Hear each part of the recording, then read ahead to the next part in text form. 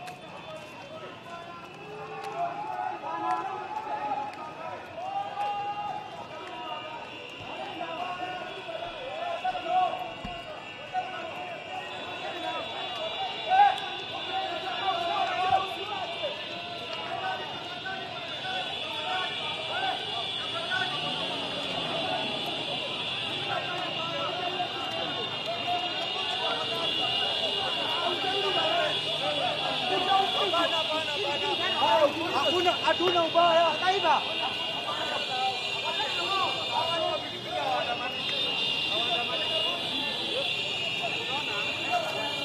Wanaangalia mahali. Hao wajinga wanajificha huko, hata sisi hatuwataki. Ni wengine wanajificha kwetu. Hawawezi jificha kwetu. Hao ni wapikipiki peke yao.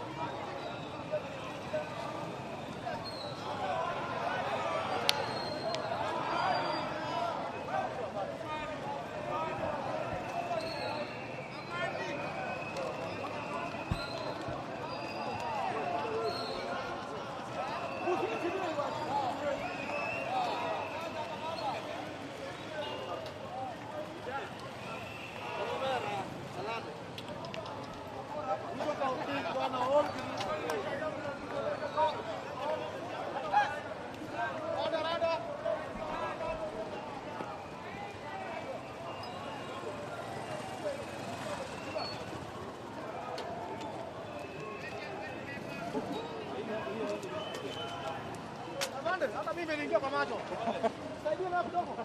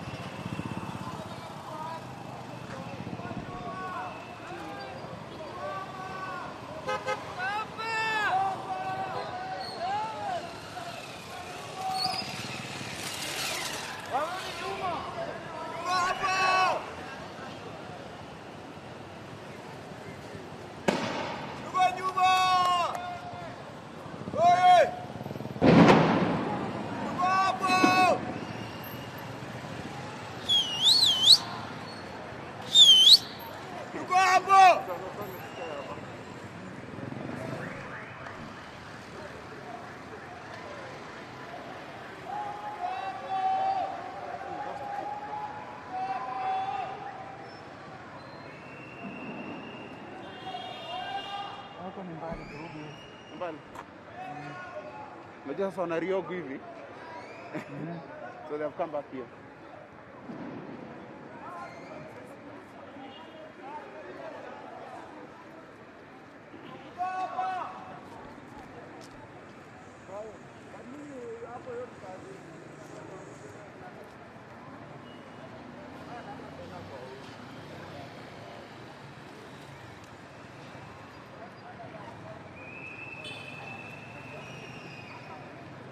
Kurusha hapa.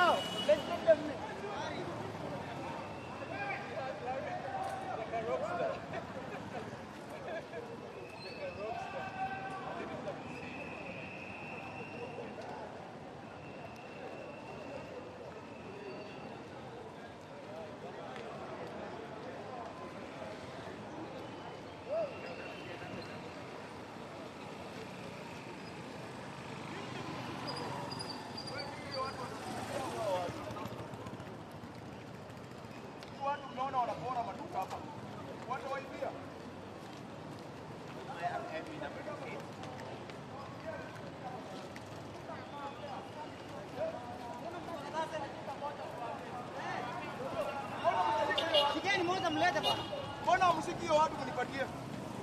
Hao watu ndio watoibia. Na kama ni nyinyi basi wacha tufike mtupigie oni tena.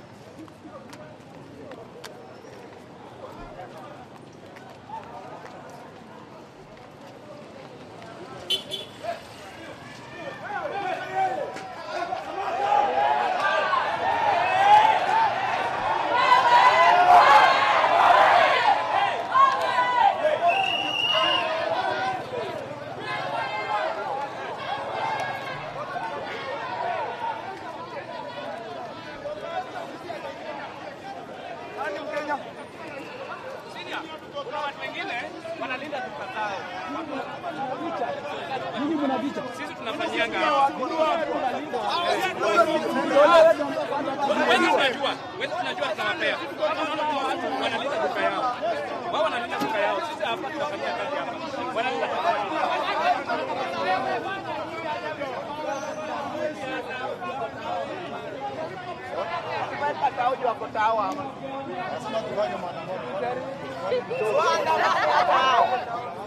Hapa sisi hatuwezi kubali mwizi.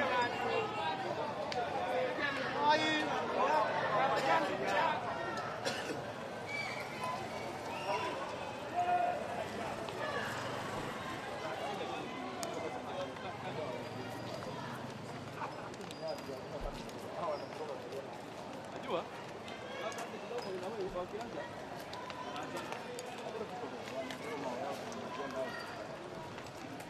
Hapa ni media peke yake. Msikuje na hiyo watu wa media. Media. Msishikane na ile watu mtuletee. Tutawasimamishia mbali sana.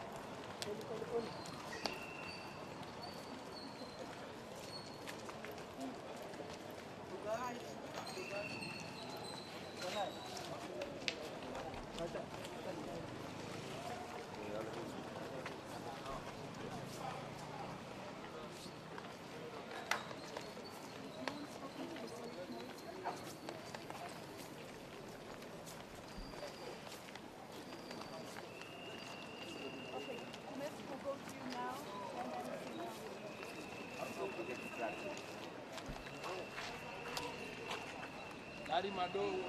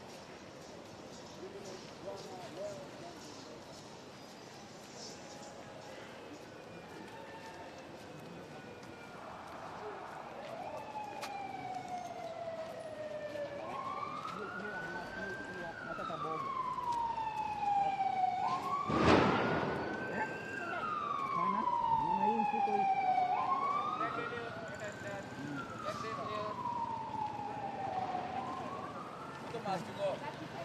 No shortcut. Ruto must go. He cannot sell us to neocolonialism. One.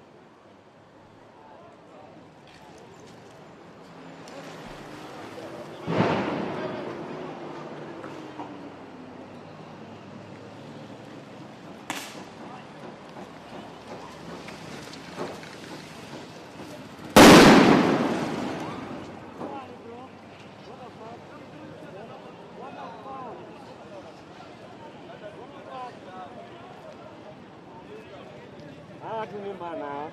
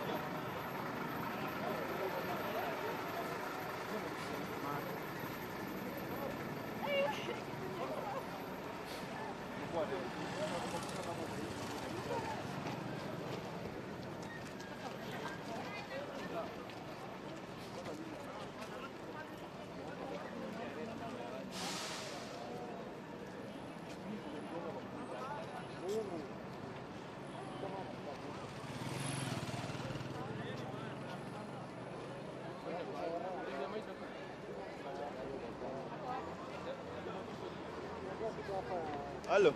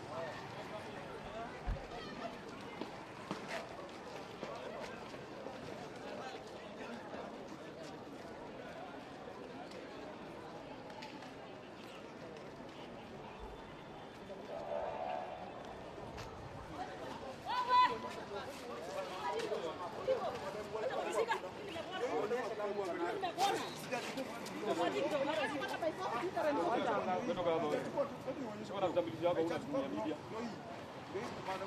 Kama tunachukua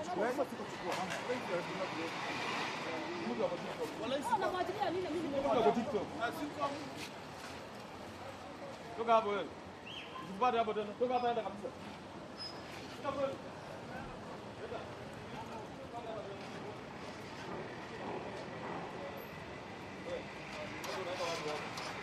Tukutana na wewe. Kama hapa sawa?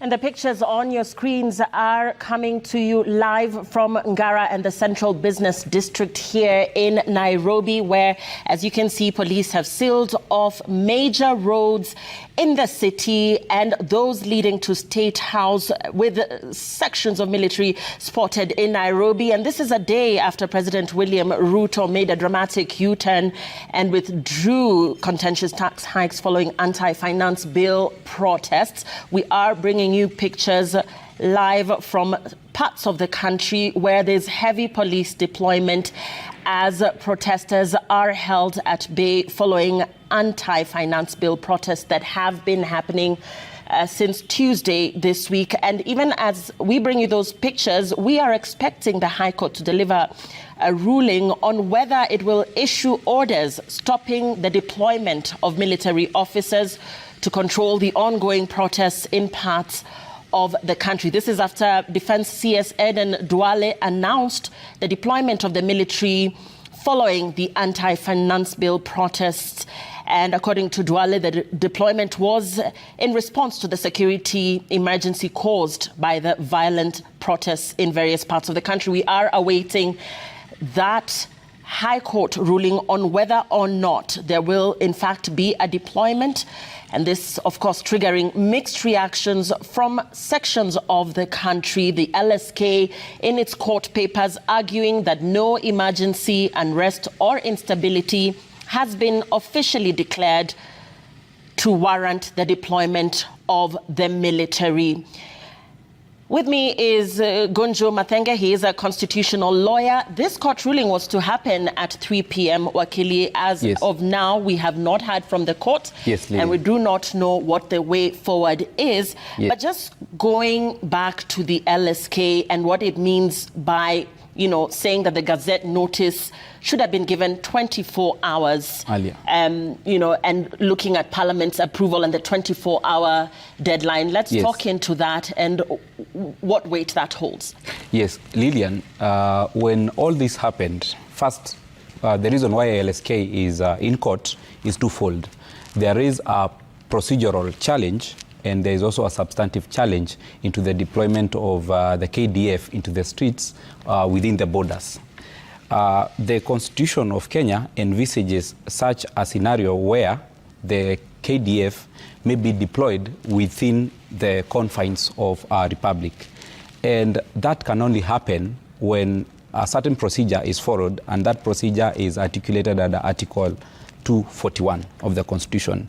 And therein, what the Constitution provides is that we start with the Cabinet Secretary requesting approval of the National Assembly.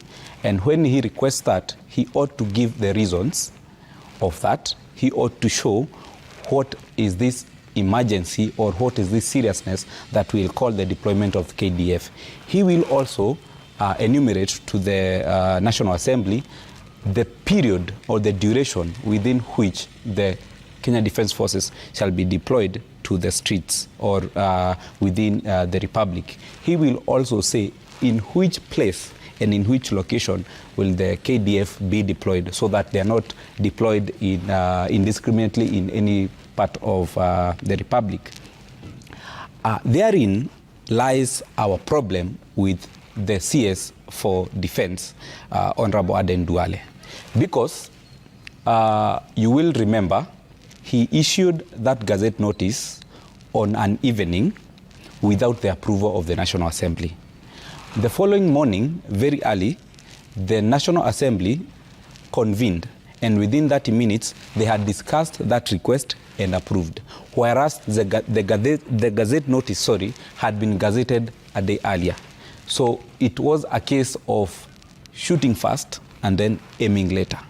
And that is where our problem is, despite also having an issue with the substance of that deployment. Because that deployment ought to be done within the confine of the law, and there has to be a reason. Is it that the National Police Service has failed? Is it that we are in a state of emergency? Is the scenario that is ensuing right now within the country, does it really deserve the deployment of the Kenya Defence Forces? Those are the questions we are waiting for the court to rule on. Yeah, and the court papers faulted the state for failing to demonstrate that the National Police have been overwhelmed or are incapable of dealing with any peaceful protests. And from the Tuesday pictures that we saw, there was an element of destruction of property when you looked at, City Hall being on fire, yes. The Parliament also, sections of Parliament, being destroyed, yeah. The Senate and what have you, the Supreme Court as well. In terms of the police's ability to control that, when we talk about, persons losing their lives as well as destruction of property, surely, visually, somebody could have argued that, in fact, the police seemed to have been overwhelmed. Well, it's a proper argument, Lillian, but we have to contextualize this debate and this whole scenario. Because what has been happening with the protesters and the police and the claim that the police have been overwhelmed, I don't think, in my view, warrants the KDF. For this reason, the protests, even though they were widespread, we didn't see the magnitude of destruction of property, loss of lives, and unruliness that would warrant the deployment of the KDF. The reason is, unless the government is telling us that they have lost faith in the National Police Service and they are incapable, we shouldn't deploy the KDF. Okay. For the simple reason that the Kenya Defence Forces are not trained to deal with civilians. They are purposely trained to deal with external forces who are a threat to the sovereignty of our nation. Therein, Lillian, when the Cabinet Secretary issued that Gazette notice, he never bothered to explain the reasons. The National Assembly, further, and these are some of the reasons why we read mischief. The National Assembly and its proceedings, they were not public. Yeah. There has been no communication as to the reasons why that decision was taken and as to why the request was made. Mm-hmm. The CS has not told the country through the National Assembly that we have been overwhelmed, so we can just guess ourselves. Mm-hmm. He has not told the country through the National Assembly that the situation as it is so grievous and dangerous that if we don't involve the KDF, we are going to slide into anarchy. Mm-hmm. They have not done that. And what about the Ministry of Defence's counsel, terming these chaos as characteristic of something that has been experienced in the country before, and that this situation falls squarely in a situation of emergency, that in such a state of emergency, this kind of deployment has in fact been done before. So this is not a unique case where, for instance, the Ministry of Defense has had to come out and rather pull such a move. I think, Lillian, there is some dishonesty with the Ministry of Defense and the government at large, the executive arm. Because when such a scenario happens, there is no need of secrecy. Mm-hmm. We are living in this nation unless something has happened outside what we have been seeing, mm-hmm. or unless there is something that we are not being told. There has been no reason of requesting or even deploying the KDF. Right. And what happened, maybe they think in their wisdom was so much is maybe the occupation of the National Assembly mm-hmm. by protesters on Tuesday. And whereas that has never happened in this country, where such an institution has been occupied by protesters, the government should also ask themselves, how did this happen? Mm-hmm. How did we get here? And after asking that question, because the government and at large the executive specifically, they had the benefit of intelligence, of National Intelligence Service. They ought to have known this would happen. And it is not actually a matter of National Intelligence Service, Lillian, mm-hmm. because it was actually in the public domain. Yeah. Everybody was saying, there was actually a hashtag Occupy State House. Mm-hmm. So therefore, the government knew that these people are actually intending to finally reach State House. But they ought to tell us, Is the National Police Service incapable? Were they overwhelmed? That is the actual thing that they need to tell us. Right. And, the High Court has certified this as urgent, this petition filed by the Law Society of Kenya. We are still waiting to hear what exactly the ruling on this issue is. But in terms of the LSK's argument that the country may be receding into a police state, in layman's language, elaborate to us what that translates into. We are actually fearing that we would say in terms of percentage, 40% we are almost a police state.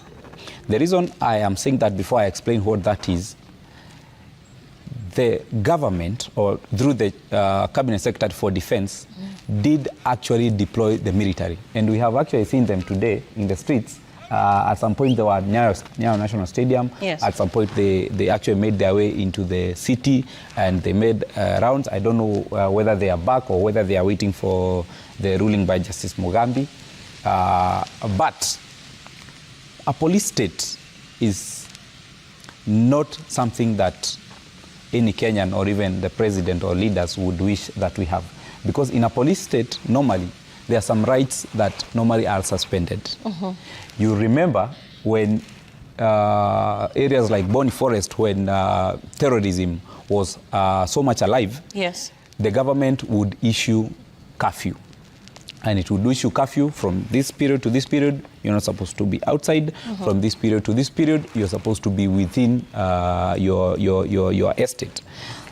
And a police state would be so grievous such that if we slide there, we would not maybe be able to bounce back socially, politically, and even economically, because businesses will be closed and we will only be opened when government says and when government wants. And then you may find some police officers or security officers taking advantage of that.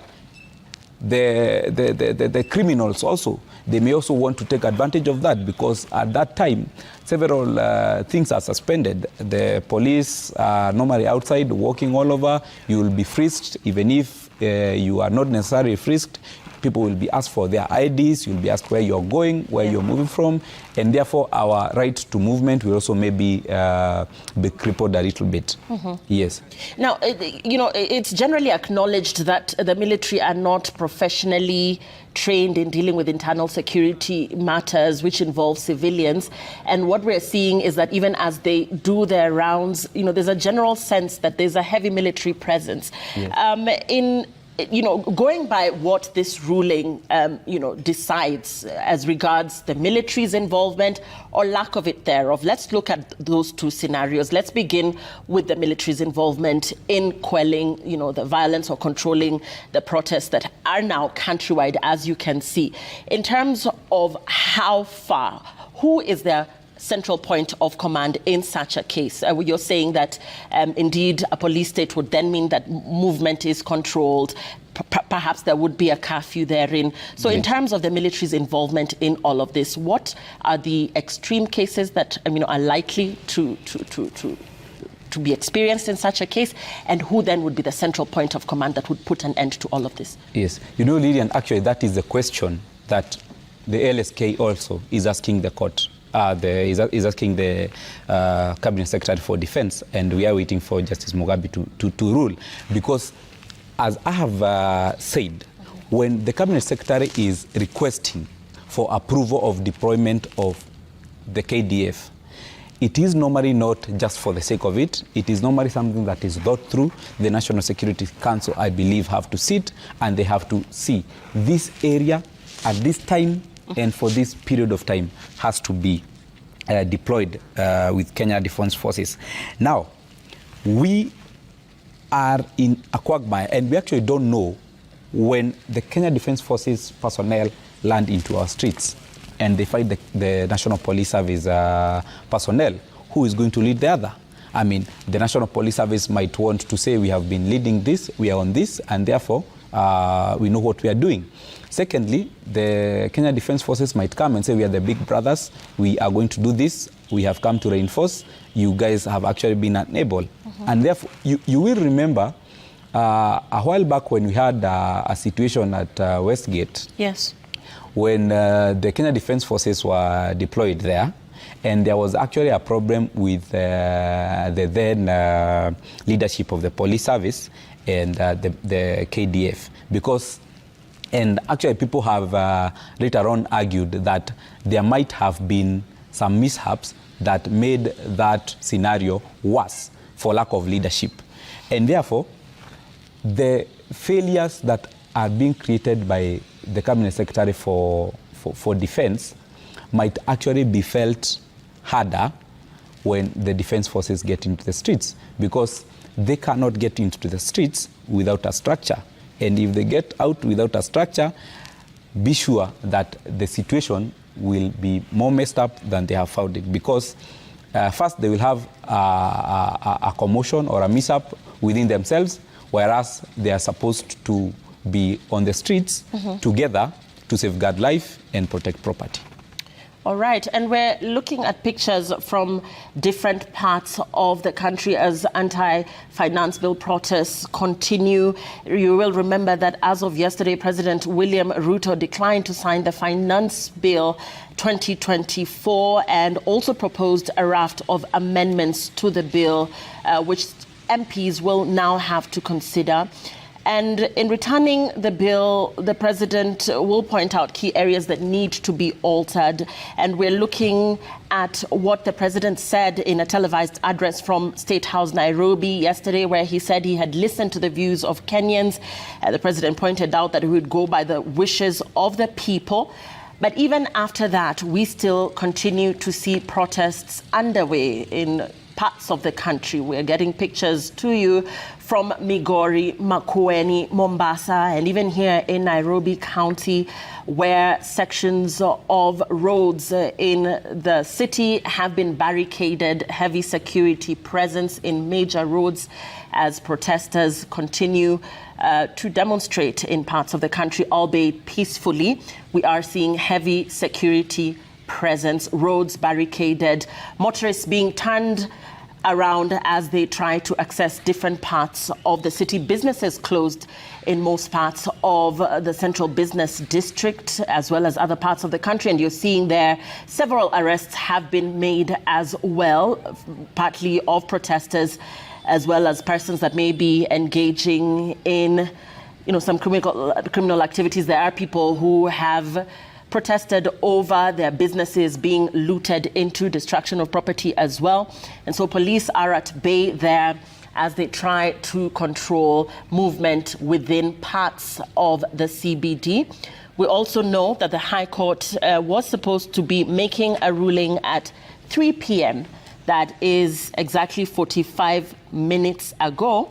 We have not heard from the High Court as well. We're still waiting to hear on its ruling regarding the deployment of military officers to control the ongoing protests in parts of the country after a Gazette notice from Defense CS Aden Duale, which announced the deployment of the military following the anti-finance bill protests. The High Court will be making a ruling on whether or not this is in fact legal, as the LSK moved to court to say that there was absolutely no reason why the military should be deployed, as there was no emergency, unrest or instability that had been officially declared to warrant the deployment of military officers. And I'm with Ngunju Mathenge. He is a constitutional lawyer. As we look into the legality of military presence to help police control the ongoing protests that have been experienced. Now, in terms of these protests, Ngunju, we do know of previous protests that have happened, following the election of the current government or its being in power. But we have not seen an extreme case where the military has actually been called to come to help quell the protests or control the protests or even assist the police.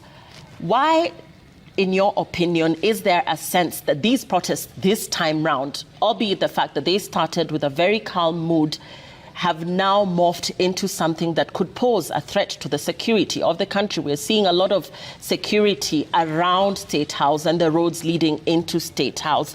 We know of hashtags that implied that there would actually be an attempt to march into State House. So why this time? Why the sense that this time there is an actual threat that would then need the military to be deployed or involved? First, Lillian, I think the problem we are experiencing right now and the scenario that we are experiencing right now has never been experienced in this country. No protest or demonstration has ever reached to the extent of touching institutions.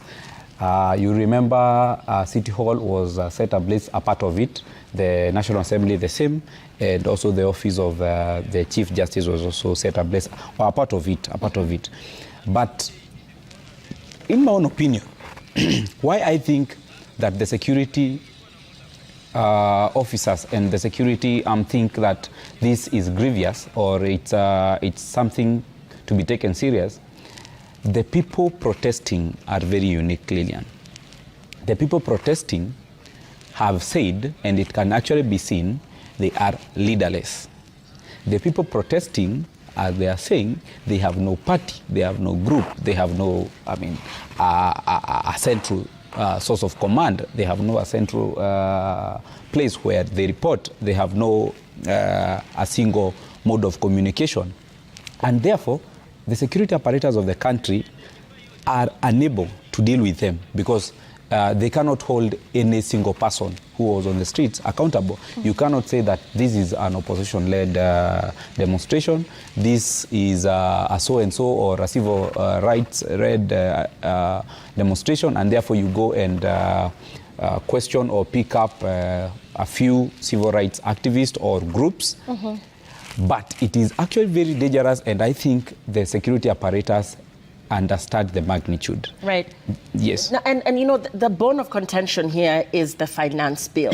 Yes. Now, the president declined to sign it. And the question now is what happens? For as long as this now hangs in the air, we are seeing sections continue to say that we do not know where we lie with all of this. So, you know, walk us through what happens. Clause 6 of the Constitution states that if the president refuses to sign the bill and fails to return it to Parliament within 14 days, the bill will be considered law. We know that he has failed to sign it, but has returned it to Parliament. Parliament is on recess. Yes. What are the scenarios we're looking at going forward? So first, Lillian, you allow me to refer you and the country to Article 115. And therein, that is where the provisions that gives the president powers to assent or refer the bill. So once the bill, if I may go a little bit back, when the bill is formulated, it is taken or introduced to Parliament. Then, in this case, it was the National Assembly and not Senate. When the finance bill was formulated, it was presented at first reading to the National Assembly. Yes. And then it went back to the committee for public participation, and they generated a report. When that happened, they came for the second reading. The second reading is where they were supposed to vote on the bill. And you remember when they were voting for the bill, a day before, there had been groupings of different political formations, some supporting and some rejecting. And eventually, it did pass. On the same day, the bill went for a third reading. Yes. Where it went and it was read clause by clause. Every clause was read, and the MPs either voted yes or no to the clause. And there were no amendments. Therefore, all clauses were voted and they passed. After the third reading, the next point of call, where we were now on Tuesday, is that the bill was supposed to be processed and taken and presented before the president for ascension, so that he assents. And the same was processed and taken to the president. And the president at that particular moment had two options. When such a bill is presented before the president, two options are on his table. He can either assent so that within 14 days it becomes law. he can also equally decide that I'm not assenting, I have some reservations and some recommendations that I think I am proposing into this bill to make it better. And therefore, he ought to write a memorandum, like the one he did last evening. Right. And when he writes that memorandum, he directs it to the National Assembly so that indicating point by point where he disagrees and his recommendation. And therefore, it goes back to Parliament, to the National Assembly. When it goes to the National Assembly is supposed to reconvene and consider the President's recommendations and reservations. When they do that, they also have two options, or three options rather. They can either include all the President's reservations and recommendations and therefore pass it with those recommendations. They can do partially. They can say, these recommendations, they are good, but not all of them. We are going to pick recommendations A, B, C, and then the rest we are not. So we also, that is the second option. The third option, they can entirely decide that all those recommendations and reservations of the President are not warranted, and according to the wisdom of the House, we don't agree with them, and then they vote.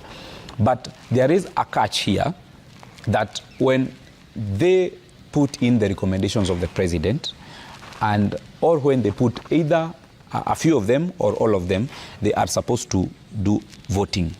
And that vote has to, so that those recommendations can actually sail through and be part of the bill, they have to be voted by at least 2/3 of the members. Okay. And therefore, that's a big, a tall order.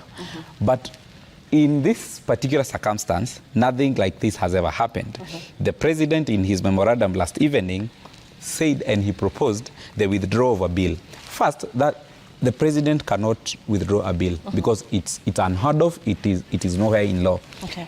But he also said that in consultation and in agreement with the members of Parliament behind him when he was making the speech, so those members of Parliament are the one that can go back into Parliament, and the only thing that they can do, because the President said that he has listened to Kenyans, and Kenyans don't want the bill entirely. That's what he said. Yes. Entirely. Therefore, what entirely means is that every clause of that bill will be deleted, and therefore the mover of the bill, that is the majority leader Kimani Ichung'wah, has two options. He can either request and send a request to the Speaker of the National Assembly requesting to withdraw the bill entirely. Or he can propose amendments in terms of deletion, and therefore the process will now go back to second reading, where the National Assembly and all the members will be read the amendments. And when the amendments are read, the amendments will be very funny, Lillian, because it will be saying that the mover, or it is proposed to be deleted, this clause. So this is a lot of technical jargon for Kenyans. The back and forth, the mover of the bill, it should, requesting for the bill to be withdrawn entirely, back and forth. But essentially what is happening is the scenes that we're seeing on our screens continue. Yes, they are not going anywhere. They're not going anywhere. There is no end in sight. So, to simplify this entire process, is there an end in sight? There is an end in sight, but we cannot see it because the Speaker of the National Assembly has not called his troops. And what maybe the President would have gone further to say yesterday, he ought to have gone further and said, I am also requesting, because he cannot direct the Speaker, because the Speaker is independent and leads an independent arm of government. I am requesting the Speaker, who is the leader of the National Assembly, to recall his troops, to recall the members of the National Assembly from recess and consider my recommendations in this memoranda. And therefore, the Speaker, considering the scenario that we are seeing and how the state has been put, because people are not working, it is actually not a good state to be in as a country. Therefore, the Speaker ought to have taken this seriously and called his members today. There is nothing difficult in that. In any case, yesterday morning they did convene immediately and executed the approval of the defense forces. So this is as serious as that. Yeah. The circumstances are bad, and they actually require for that sitting to be done immediately. But you say the Speaker of the National Assembly has not recalled his troops, and it would have been wise for the President to actually call upon him to do the same. We have a 14-day timeline that we're looking at. Yes. Essentially, if they're not recalled, then the 14 days elapse, and then what? And then, but you know, what the law actually says in good interpretation is that if the President does not assent and does also not equally send recommendations. Right. So if he doesn't do any of those and sleeps on his rights and his duty, within 14 days, that bill will become law. But as at now, we have actually stopped that process. The 14 days cannot begin to count. The reason, he has sent a memoranda. Yes. So he has activated his second obligation and duty. Now, all eyes and concentration is now in Parliament, because if the National Assembly is not reconvened and called from recess, you know, they did say that they are coming back from recess on 23rd of July. July, yes. And therefore, we cannot afford as a country to stay without an appropriations bill, because the finance bill, we have no problem. We will continue with the Finance Act of 2023. There's really no lacuna, but the appropriations bill has to be enacted, it has to be passed, and it has to be made law. Therefore, the Speaker of the National Assembly, the Honorable Etangula, he ought to take this matter with the seriousness and urgency that it deserves, because he's actually, according to me, putting the President in bad light, because they are taken to take orders from the President. And we would all have thought or assumed that immediately the President did that, the National Assembly being largely Kenya Kwanza, led by the President, they would move on and reconvene immediately, so that they make sure what the President has actually said happens on the ground. And they also make sure that the government that they are in and in which they form part of the majority does not fail. Now, talking about the finance bill and its pros and cons, its importance, there are people who feel very strongly about it. In fact, as you can see on our screens, the voice of the nation and the heartbeat of the nation is totally pained towards, you know, some of the clauses here. And the President, in his televised address yesterday, said that withdrawing the bill would mean a significant hole in funding for development programs to help farmers and school teachers, among others. We're already a cash-strapped government was basically the mood of what he was saying. And therefore, you know, even as he rolled back on some tax measures previously, we also know that the Treasury has warned of a gaping budget shortfall. So going back and starting this process all over again, will that really have met to the needs of the people, seeing that the government has continuously told us that we are a cash-strapped nation, that we have massive debt, the country has incurred massive debt, and therefore, even as the process continue because of some of the extremities in this finance bill, the issue that the President keeps going back to is that we are, in fact, quote-unquote, a broke nation. I don't think so, Lillian, because every year in, year out, we normally have a finance bill that we normally discuss, and there is normally a budget that is read, so that in that budget, we enumerate all our needs as a country, and we also enumerate how much they will cost us. Then we move to the appropriations bill. We appropriate what each of those heads will be given, or the amount of money that will be set aside for all those votes. And then we have the finance bill, which actually tells us where is this money that we are required in the budget, where is it going to come from? We did that in 2023. And when we did that in 2023, the budget then in 2023 was 3.8 trillion. After that budget was read and the finance bill approved, there has been a few supplementary budgets because the money was not enough.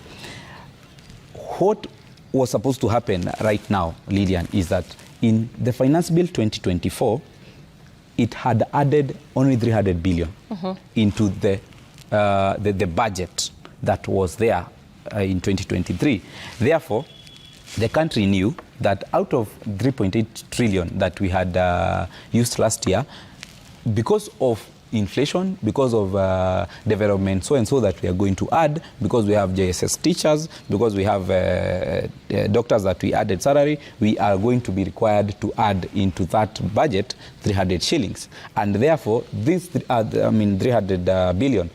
And therefore, this 300 billion, where is it going to come from? That is why they went for new taxation. They went and tax bread. They wanted to tax motor vehicles. But it is proper to tell Kenyans that there will be no crisis. The Finance Act 2023 is still in force until it is repealed by the Finance Act 2024, and therefore there is no cause of alarm. The only cause of alarm is that the government might not want to do the new things that they would have wanted to do 2024 going to 2025. Yeah. Yeah. Now let's talk about the LSK obtaining orders barring security agencies, including the police and intelligence officials, their agents or employees, from arresting and holding peaceful protesters. A lot of arrests, as we're seeing. Some, you'll have to give it to the security officials, are of persons that perhaps have been seen to be engaging in destruction of property. But some arrests also have been made of peaceful protesters. In terms of the arrests of such persons and those that are still in custody, what is their fate as we speak? How long are they supposed to be held for? Do they have to go through a court process to be released? Is it a bailable offense? Let's talk about those that are actually in custody but did not engage in any violence, were actually just peacefully picketing. Yes. Yesterday, actually, you have to give it up to LSK, who have been very busy. Yesterday, LSK obtained orders from court to release 53 persons who are arrested with no justified cause. And out of the 53, only 6 were arraigned in court. And those ones were arraigned for reasons of arson, and therefore those ones were processed and they were issued with cash bail. Several others were later arraigned yesterday afternoon. But just to bring you and the nation to speed, when you are actually protesting out there and demonstrating and exercising your rights under Article 37, it is good that you do it within the confines of the law. And it is also equally important that the security agencies and apparatus, they also make sure that they don't infringe on the rights of protesters who are peaceful and unarmed.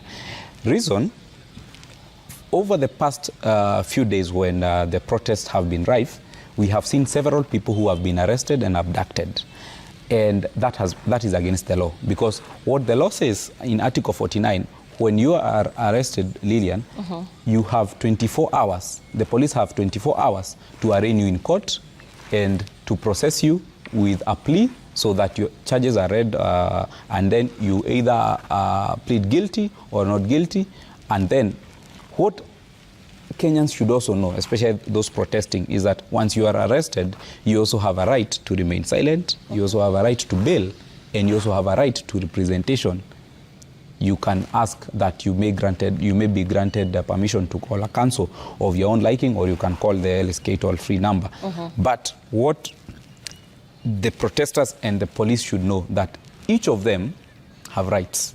And therefore, where the rights of peaceful Kenyans end, that's where the rights of the police officer to take responsibility and to maintain law and order starts. Yeah, and there's also a concern of where cybercrime. I mean, there's the line, where do we draw the line as regards what is cybercrime and what is not, and what is, perhaps, the concern around persons that are supporting the protests on their social media now being told to be, aggressors or to be, in support of the destruction of property, in support of treason, persons that were actually not physically present Yes. at the protests, but because of using their social media accounts have also been arrested. Some actually still missing. Yeah. In terms of what the law says about that, how you can use your social media account even when not physically present at these protests, and how and what where to draw the line as regards what could actually lead into a potential arrest. Yes. One, in Kenya, we are regulated by, first, the Constitution. That is where we draw the right to privacy and all these other rights. But then, specifically, as you have rightfully said, those cyber crimes or alleged cyber crimes by the police, it is good that the police also rely on the Cyber Crimes Act and also the Data Protection Act. Lillian, in this nation, we are normally not short of laws because we have so many of them, but we don't maybe mostly execute them.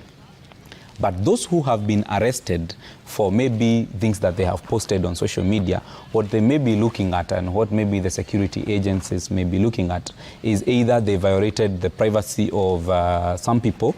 Maybe you remember a while ago people attempted to share contacts of senior people or leaders, the MPs and people in government. And some of the security apparatus interpreted that as an infringement of the right to privacy. Equally, the right to, or Cyber Crimes Act also enumerates a lot of rights and also how you can be able to use your social media without infringing on the rights of other people. But may I say at this point, the government or the security apparatus, I think, they are using old ways to deal with very new or emerging issues or trends. Because the trend that is actually on Twitter, X rather, you can actually see people posting and airing their opinions. You join a Twitter space and you find people are airing their opinions in whatever language they put. But how are the police or the government dealing with that? Because these are not usual protesters that you will find in the streets with stones, but they are actually making their voice heard just with a phone. Maybe someone is in their bed sitter, maybe someone is seated at home or in their workplace, but they are actually demonstrating more and making their voices heard more than the people on the street. So the government also needs to know these are new trends, and therefore we need to come up with new ways and methods of handling these things. And Wakili, there's this common, and you've talked into that, you've spoken into the fact that they are leaderless, they are tribeless. However, when you look at social media, there is also a trend of fake news there, where you see circulars that are being circulated from high offices that are in fact fake, where you see resignations of persons in key positions being circulated that are in fact fake. So as we speak about protesters that are leaderless, that are tribeless, that are speaking as one voice, as the Gen Zs, and now this has become protests for all. It's for the Gen X, for the Gen Zs, for the millennials. It has actually morphed into something else. So as we look into social media and the dangers that lie therein with the circulation of fake circulars, fake intelligence reports and the dangers that lie therein, concerns over that in itself, brewing a lot of uncontrolled chaos, which is now beyond the control of the police and even the military that is now, almost seemingly being deployed to control the chaos. Let's speak into social media and the circulation of the fake news. Yes, and that is actually a problem because, as I've actually just said a while ago, the government needs to come up with new ways of dealing with new trends of crimes or new trends that citizens have manufactured or have started using. First, the Cyber Crimes Act makes it an offense to publish fake news or to publish false information. Therefore, it is the right or it is within the purview of the state agencies, especially the National Police Service, to be able to come and arrest or make inquiries into the fake news that have been published by person X. But in terms of consuming this information, public consuming this information because it is fake. And that is where maybe the danger might be a lot. How can you be able to verify, or how can I myself be able to verify some information I've just read on X, or something that has been published that person so-and-so has resigned? I'll have you hold your thoughts, Wakili. Let's listen into what is happening there. We're seeing tear gas canisters being lobbed there. That is the Central Business District. Let's listen in.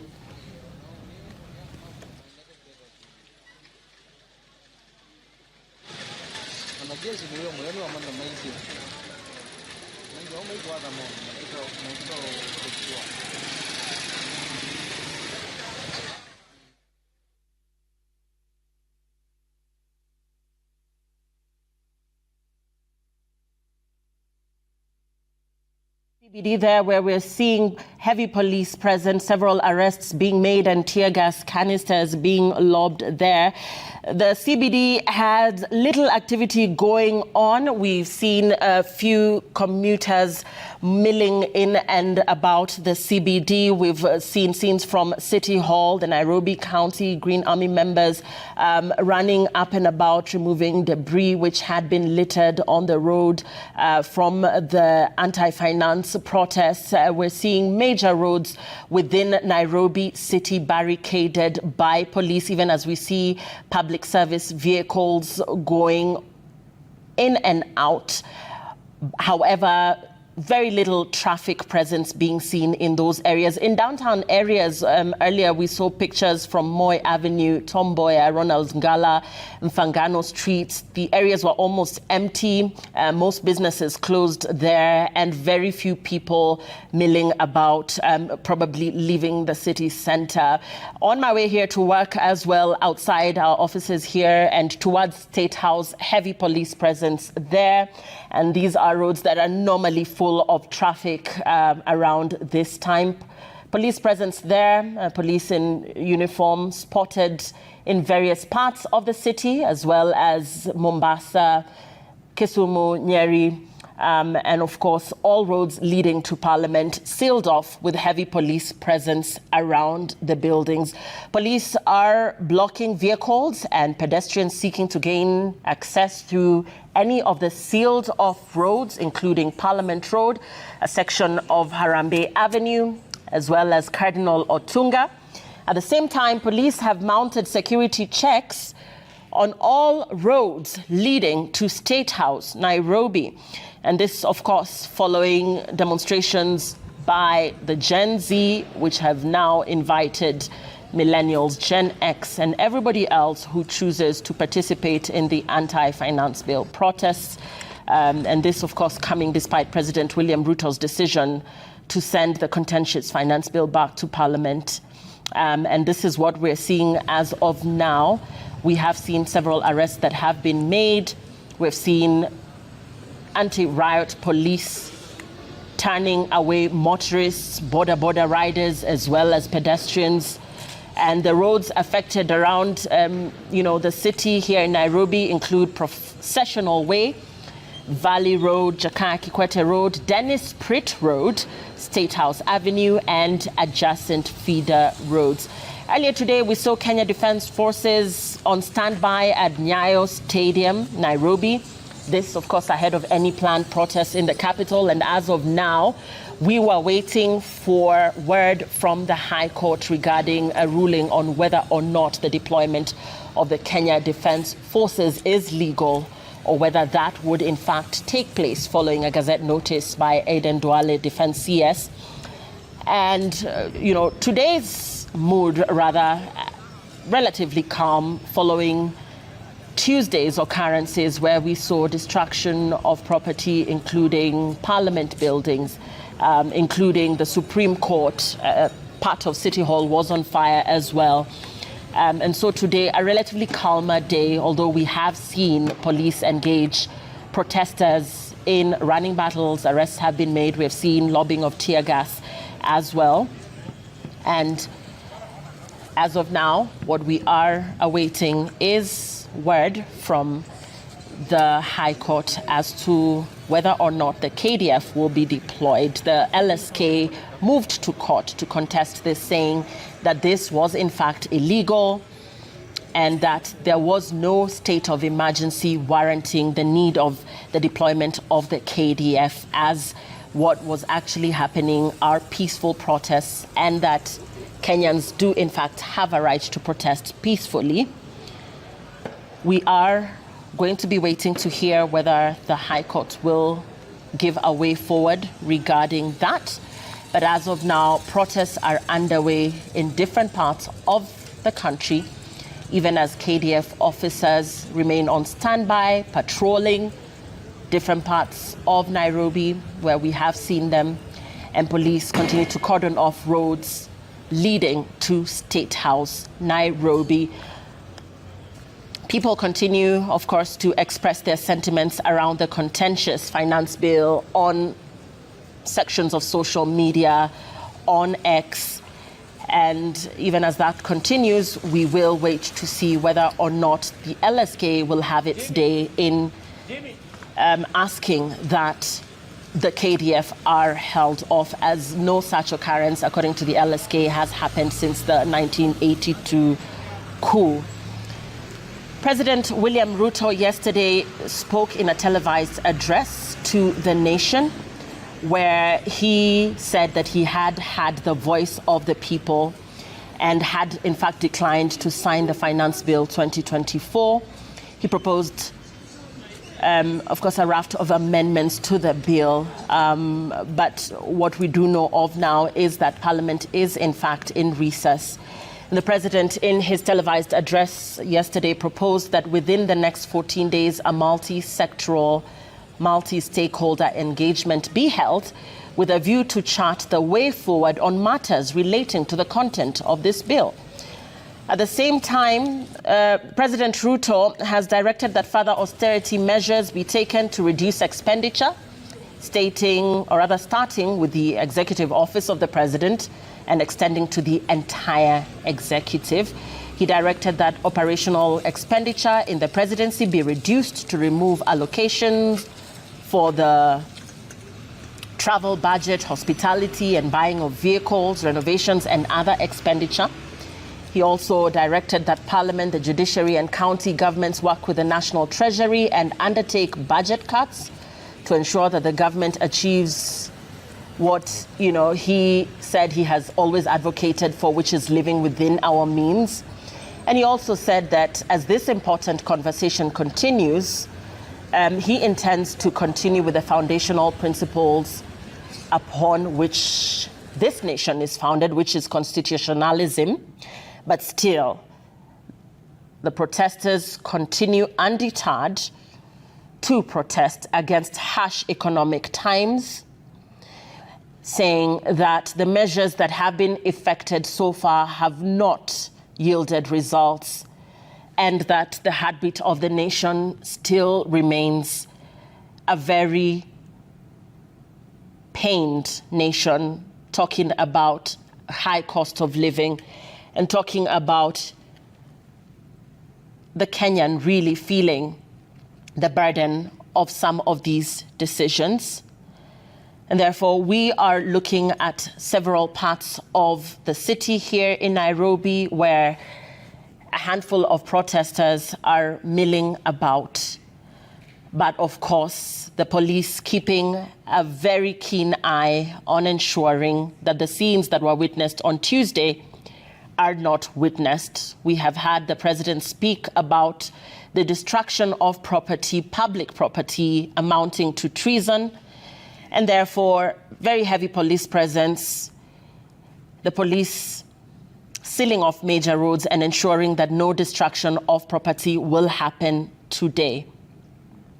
We are awaiting for word from the High Court, where the LSK has moved after Defense CS Aidan Duale announced the deployment of the military to help in controlling the security situation following the violent protests that have been experienced in parts of the country, in protesting of the finance bill. The LSK in its court papers arguing that no emergency, unrest or instability has been officially declared to warrant the deployment of the KDF. And therefore, in their court papers, the LSK did move to fault the state for failing to demonstrate that the National Police had in fact been overwhelmed. Irrespective of that, we have seen pockets of the military doing their rounds as we await the High Court's ruling on this matter.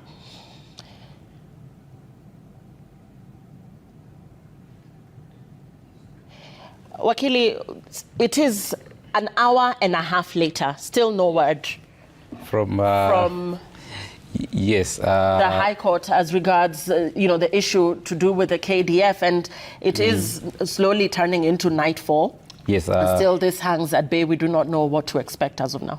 Yes, that is Justice Mugambi, but sometimes you understand the pressure that our judicial officers sometimes find themselves in. But of course, we have faith in the judiciary and the officers, and particularly at this point, faith in the Honorable Justice Mugambi, who had all the parties who were before him this morning, and the oral hearings went up until early afternoon. Yeah, and over 1,000, I'm seeing actually over 1,000 people have joined the virtual proceedings for the case of the LSK versus CS Duale. Yes. And maybe that is also one of the reasons, because normally we are not used to be over 200 in court, in one particular court link. And maybe those are some of the technical issues he's facing. We don't want to speculate, but definitely he has to give some direction. He will give directions whether the ruling is ready, whether it is not ready, and when he will deliver it. But definitely before the end of the day, whether it is midnight or whatever time, before he leaves office, I am sure he will have given directions on that. And talking about, as we wait for this ruling, the government through the Attorney General, Justin Muturi, defended the deployment of the KDF on grounds that the law was followed in the publication of the Gazette notice, but the LSK disagrees. Yes, we disagree, and the reason why there is that disagreement is that the Gazette notice was there for everyone to see it on the night of Tuesday night. And it was also there for everybody to see that it had not been approved. Parliament had not discussed that prior to the issuance of that Gazette notice, and Parliament actually sat after the fact, and they sat and passed it retrospectively, which cannot work, because the law of or the principle of how laws are formulated is that you cannot begin with the fact and then you promulgate a law that will now govern what you already did. No. That is not how it works. You have to follow the procedure, and if you don't follow the procedure that is set, you are about to fail. And those were the arguments before the court this morning. And the defense that is the Attorney General and the CS, through their representatives, they tried to defend the same, but I don't want to preempt what Justice Mugambi is going to say in his ruling, but in my own opinion, that was a very wrong move.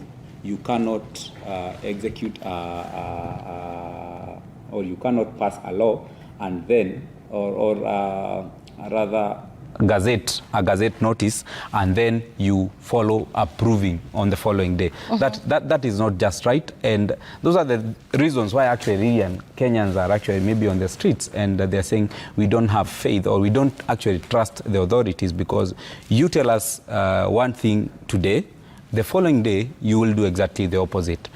Therefore, those are the reasons, because you cannot tell us that a whole cabinet secretary can gazette deployment of police officers at night, and then the following day the parliament can come and try to for lack of a better word, sanitize that process. It cannot be unless we have just slided maybe into lawlessness and disobedience of rule of law. We have to follow procedure. Yeah, let's talk about the fact that the National Assembly also approved, now moving away from the Attorney General, the National Assembly also approved the deployment of the Kenya Defence Forces to support the police. And this is where your bone of contention lies, in when the National Assembly was actually brought in as regards this Gazette notice, and their approving of the deployment of the Kenya Defence Forces to support police amid ongoing anti-finance bill protests. The National Assembly, are the representatives of the people,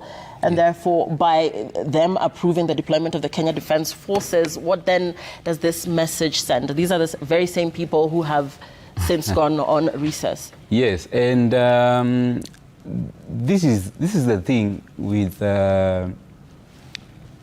this country, and you do know that the legislature is independent, or rather it is supposed to be independent. As to whether the current legislature is independent is debatable. And actually there was an MP who criticized this decision on his X account, saying this was done without the media, without most members, without proper debate. In a record 30 minutes, the National Assembly had actually approved for the deployment of the KDF, or the deployment of the KDF without indicating where, why, or for what period. Yes, and that those are some of the reasons that we actually, that also LSK actually presented before court. The issue of deployment of the KDF is not a small issue. It is actually a very serious issue. That is the last resort of defense as a country. And therefore, if we are unleashing it, we have to be very sure of what we want to do. We have to be very sure that the situation warrants their deployment. And we are saying that according to where we sit, we don't see as if this circumstance warrants their deployment. Because first, the circumstances as they are, you cannot have protesters protest on, I think, 2 days last week and 1 week on this week, 1 day this week, and then you unleash on them Kenya Defence Forces. Hold that thought, Wakili. Let's listen in. We are seeing tension there in the CBD here in Nairobi. Let's listen in to what is happening there.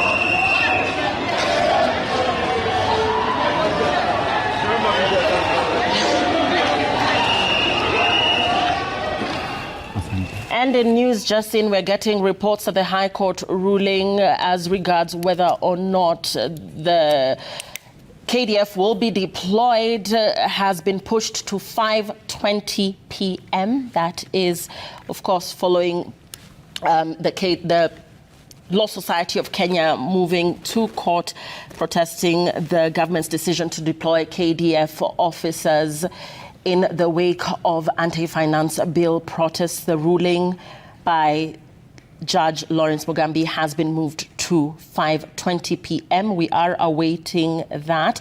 High Court Judge Lawrence Mugambi will this evening at 5:20 p.m. deliver a ruling on whether he will suspend government decision to deploy KDF officers or not. The judge will give out directions after hearing parties in the case. LSK, through its president Faith Odhiambo, insisted that the deployment of officers is unconstitutional and is meant to scare and intimidate Kenyans not to exercise their constitutional rights. However, the Attorney General and the Ministry of Defense lawyers submitted that there is need to have the KDF officers, adding that there is, in fact, a state of emergency in the country. And according to the respondents, deployment of KDF officers has been done before, and this is not the first case. They argued that there are no irregularities in the Gazette notice issued by Defense CS Aidan Duale. We are waiting that ruling by the High Court at exactly 5:20 p.m. this evening. The ruling was supposed to be made at 3 p.m., but there has been a delay in that, and we are just about under an hour away to hear what the court rules on this matter. Wakili, yes, we have up to 5:20 to hear what the High Court has ruled as regards the KDF. But even as we wait for that, we're seeing, pictures coming showing that, there is no end in sight as regards to whether people will be leaving the CBD or not. We're still seeing the police trying to contain people there, and therefore this ruling will make a difference as regards what is going to be happening within the city centre, and even the presence of pockets of the military that we've seen.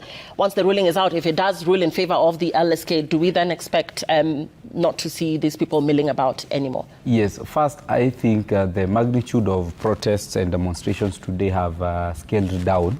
You cannot compare them with Tuesday's or last week's demonstrations. Therefore, even as we wait for the ruling by the Honorable Justice Mugambi, it is also good to marry that with the circumstances of the ground, that it is actually no longer necessary to deploy such forces or Kenya Defence Forces to the streets or within the confines of our republic. However, in the wisdom of the National Security Council and the CS for Defense, they thought it twice to have this deployment. And the question, the real question, or the elephant in the room is why? Because the magnitude of the protests have actually gone down. There is no circumstance that ushered or showed instability or unruliness or how lawlessness had maybe declined in a way that required deployment of the Kenya Defence Forces. So the questions that really begs is, why is the government hell-bent on deploying the defence forces on its citizens? And that is why I'm asking, is there something that we don't know, or is there something that they are not telling us? Because if you look at the situation and the circumstances that we have been seeing the entire of today and those of Tuesday, I don't think there has been anything as to show or as to necessitate deployment of KDF. Maybe, just maybe, the infiltration or the occupation of State House by civilians and the touching of a part of City Hall and the Supreme Court building or outside Supreme Court. Maybe that is what necessitated. But really, is that how fast we can be able to deploy the defense forces? I don't think so. And speaking of the Kenya Defence Forces, they were seen patrolling city streets on Thursday, that is today, as before the High Court delivered its ruling, and therefore they are, or rather have still been seen patrolling, city streets before this ruling is made by the High Court on whether to suspend their deployment, or rather to suspend the deployment of the military as part of reinforcement plans to neutralize chaotic scenes during the anti-finance bill demonstrations. And what we saw earlier was the KDF personnel snaking through protesters, but they did stay short of engaging them. And the deployment of the military to quell protests has been deemed unconditional by a section of leaders and Kenyans. However, police, on the other hand, continue to lob tear gas, canisters as pockets of protesters continue to make their way around the city. And of course, for those attempting to access the CBD, they are also being kept at bay by the tear gas. But unlike Tuesday's protests, when the city was full of thousands of protesters by 2 p.m., today seems to be a different day. Police have managed to keep protesters out of the city, and the number of protesters are visibly low as compared to those that were witnessed on Tuesday. That turned violent. Let's listen into what's happening in Eldoret. Okay, those are pictures from Eldoret, and those are earlier pictures that were in Eldoret. Peaceful protesters meeting there and probably, just waiting for a go-ahead from whoever it is that is directing them on what to do. They're also holding placards that read peace. Here in the city, that is Nairobi, we've seen police arresting some protesters who are participating in the demos. And High Court Judge Lawrence Mugambi will make the ruling at 5:20 after hearing the parties in the case filed by the Law Society of Kenya seeking to block the deployment of the military to assist the police. The deployment of the military was seen as necessary by Defense CS Aidan Duale following Tuesday's protests, where protesters in their hundreds engaged in violent protests in parts of the CBD. But the LSK, through its president, Faith Odhiambo, has argued that the deployment of KDF in the CBD is unconstitutional, and she has insisted, and the LSK in its entirety has insisted, that the procedure undertaken for approval was merely quote-unquote cosmetic. And the LSK president also told the court that the Gazette notice should have been given 24 hours after Parliament's approval. She did go on to say that what we are seeing, quote unquote, is Parliament and the executive treating us to a circus to cover up. She also said that such a scenario has never been seen since the 1982 coup. Now, this Gazette notice by Aidan Duale, the Defense CS, authorizing the deployment of the military, implies that police were overwhelmed in many parts of the country, or at least that's what the LSK argues is the case, but says that that was not in fact the case, that the police are capable of handling the situation of peaceful protesters, and therefore the support of the Kenya Defence Forces is actually not necessary, as it would actually amount to intimidation and what would be seen as a police state. Wakili, earlier we were talking about the lack of public participation, the fact that the media was actually not involved when the National Assembly was voting to approve the Gazette notice, or this move by Aidan Duale, the Defense CS, to call on the KDF to move in to assist the National Police Service? You see, when something is, we are a country governed by the rule of law, really, and that is why we have institutions like the National Assembly, and that is why there would be a law, that is Article 241, and equally the Kenya Defence Forces Act, which also speaks to the procedure, the procedure that the Cabinet Secretary for Defence may use in requesting for approval of deployment, and also speaks into how that deployment is going to happen. Now, the reason why this thing is normally taken to Parliament is because of public participation, because you remember Article 2 of the Constitution says that the Constitution is supreme, and that the people can either exercise their power directly or indirectly through their elected representatives. Now, when it goes to Parliament, it is a form of public participation, so that members of Parliament are able to weigh in on the reasons that the National Security Council or the Cabinet Secretary feels that we need to deploy the police. And in that request, the Cabinet Secretary ought to inform the National Assembly and at large now the public, because they are the public representatives, why we are deploying or why we think the situation is dire and we need reinforcement and deployment of Kenya Defence Forces. And he also informs the public through the National Assembly when that deployment is needed and where. If those three things or those three elements are not there, then it is vague and we are opening the floodgates of a police state. Yes, and we spoke about the time frame as well. It is not clear for how long. It is actually not clear because the way it is right now, we actually don't know for how long. The Gazette notice does not speak for how long. It does not speak for a specific part of our country that that deployment is going to happen. And it equally does not say why. And therefore, we are all left to assume and to guess and make guesswork. But remember, security apparatus cannot work with guesswork. If you want to slide into anarchy very fast, try uncertainty with security forces. Because if they don't have a proper command, there are all reasons and all possibilities of sliding into anarchy.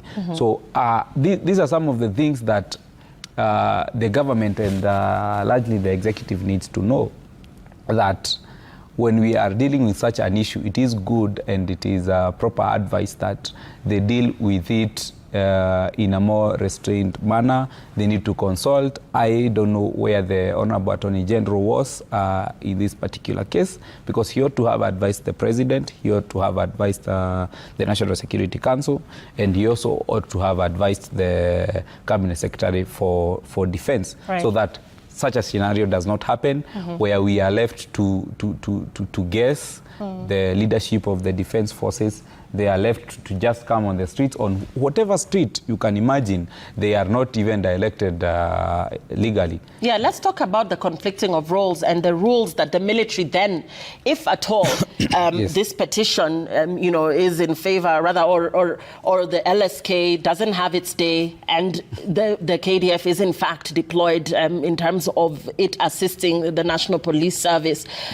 In terms of the rules that they must adhere to, we're talking about conflicting of roles and what the police can do and what the military cannot do. We're talking about, for instance, arrests. If a military officer arrests a civilian, should they then hand them over to the police? How then to avoid a situation where there will be conflicting roles, and whether they have a set of rules that or guidelines that they, now will be, called upon to adhere to if they are in fact deployed? Those are some of the issues that the Cabinet Secretary did not address himself to, because he never asked himself, when I said the troops, or when we deploy the troops to the streets, who is going to take charge? Is it the National Police? Is it the Defense Forces? And because the Kenya Defense Forces do not have holding cells, they do not have police stations. I mean, they do not have stations where they can keep civilians. They cannot prosecute civilians. So are they going to make arrests? And when they arrest, are they going to take people to prison? Where are they going to take people to? Are they going to take them to court tomorrow? Are they going to take them to police stations or hand them over to the National Police Service? So these are some of the questions that ought to have been answered. And the reason we are in this quagmire, and I'll say maybe in the up to time, is lack of consultation, and I think, for lack of a better word, lack of competence. Because that Gazette notice was done in a rush. The Parliament the following morning rushed, and you have had several members of Parliament saying they were also not informed the way they are used to be informed to be in Parliament. So we actually even don't know whether there was quorum in Parliament. We don't know whether it was debated. We don't know whether they followed their own standing orders, because it was actually in darkness, and we also don't have a communication from the Speaker. So it is outrightly wrong for such a scenario to happen. it's actually very sad that a country which is a young democracy, but a democracy that is thriving, to slide into such uncertainty.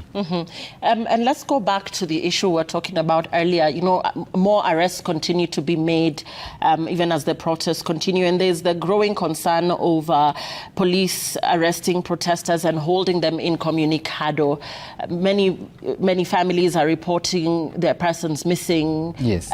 People talking about persons that have been held days on end. Yes. And therefore concerns over what they are being held over for those that did not engage in destruction of property, and what the way forward would be for families or friends or guardians that are unable to access their loved ones who are still in custody. And it's quite sad, Lillian, that people would be actually uncertain as to the whereabouts of their kinsmen after being picked from the streets by civilian police officers. You remember when this government was coming into power, they actually vowed that there will be no more abductions. They will never use the security apparatus or government institutions to settle political scores. And they said so on and so forth. But we have experienced this firsthand. Several Kenyans being arrested, abducted, and their whereabouts not being known, and only to be found at a police station somewhere in Kajiado. Or somewhere outside Nairobi or somewhere else. And that confirms to you that it is actually the state that has done that illegally. And actually, many people have been released without being taken to court. And they have been released unconditionally. So why were they being arrested in the first place if they are not going to be taken to court? So I would also want maybe the police to adhere to Article 49 of our Constitution, that when you arrest someone, please tell them the reason why you have arrested them, process them properly, do not manhandle or use excessive force unless it is necessary according to the law. Take them to the police station. If possible, grant those citizens bail, because it is a right. Give them police bond, release them, let them appear before a trial court, let them take plea, and their charges are read. If they are going to be granted bail by the court, fine. If they are not, fine. But let the due process take course as established by the law. Right, and as of now, only a few minutes to almost just under an hour to when the High Court will declare its stand on whether or not the KDF will be deployed. As we await that ruling from Justice Mugambi, we are looking at the situation in various parts of the country. The pictures on your screen are from the Nairobi CBD, where police presence is heavy as police keep protesters at bay.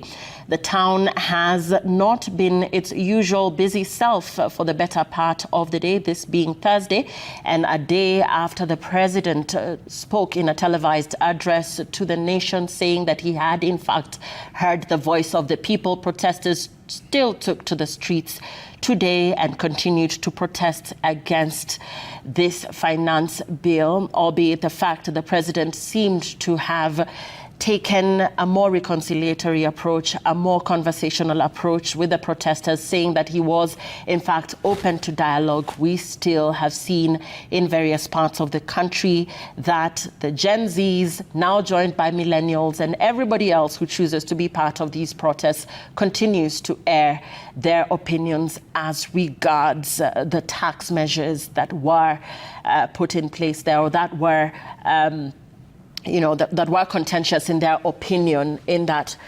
particular arrangement. And therefore, we will be following to hear from the High Court as we wait to hear whether the LSK will in fact have its day as regards whether or not the KDF is necessary in assisting the National Police Service contain the protests and the protesters in different parts of the city. Let's listen into what is happening there, whether those are pictures from earlier or not.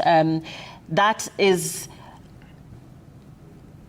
Mombasa, and that was Mombasa earlier, where Protesters also took to the streets, also airing their views and also chanting anti-finance bill slogans and saying that they will have their right of say heard, that they are a tired lot as regards the economic situation in the country, the cost of living, and really the fact that their voices have not been heard up to now continues to aggravate a significant lot. This moving from a Gen Z movement now to including anybody who is aggrieved as regards the state of the nation in terms of the finance bill and what it seeks to achieve, which they believe is not in the interests of the people. Police have sealed off major roads here in Nairobi County, and that continues to be the situation.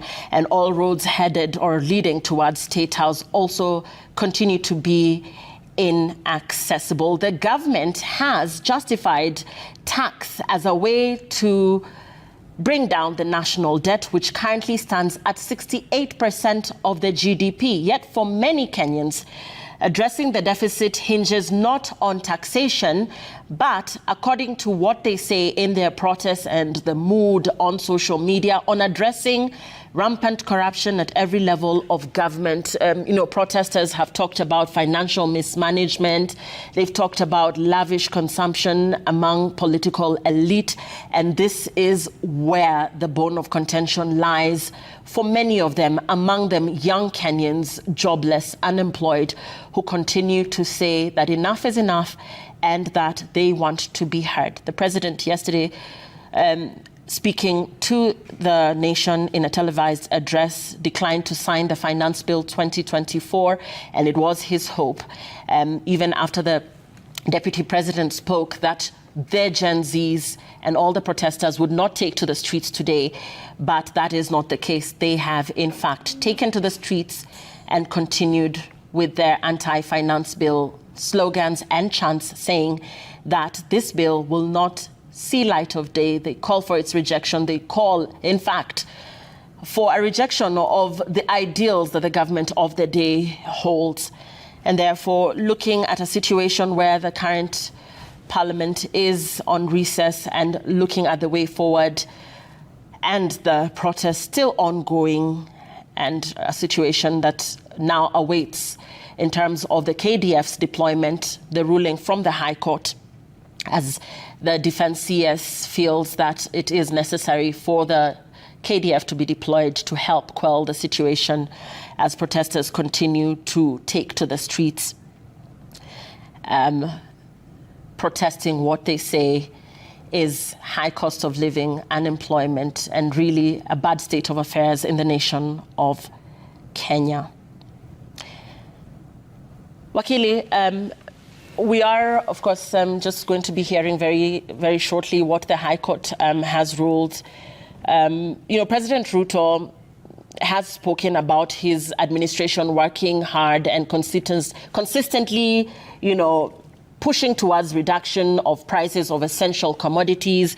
He has spoken about unga, which has reduced from 240 shillings to 100 shillings. He's talked about reducing the cost of fertilizer from 7,000 to 2,500. He's also talked about the shilling strengthening against the dollar. So really saying that in as much as the protests are ongoing, that his government is doing everything they can to make the situation better for Kenyans. But even as he talks about the economic measures by his government, from the look of things here, the protesters feel that, these measures have not yielded results that have, soothed them or even calmed them down in any way. We had hoped that after yesterday, today, we would not see. Yes. Or rather, the government had hoped. Yes. That this would not be experienced again today after Tuesday, but still they are unrelentless. Yes, and I'll tell you why maybe I think people continue to be relentless, because there is actually more than the Finance Bill 2024. There are problems as an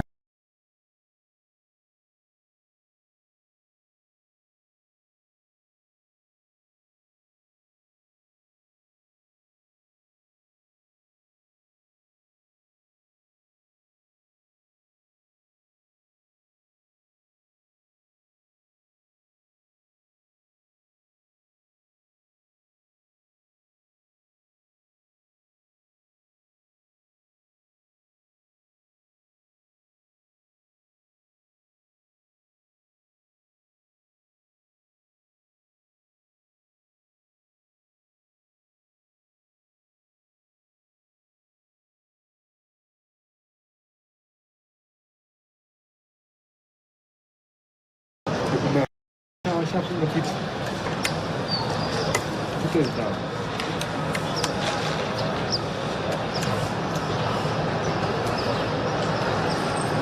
Kitu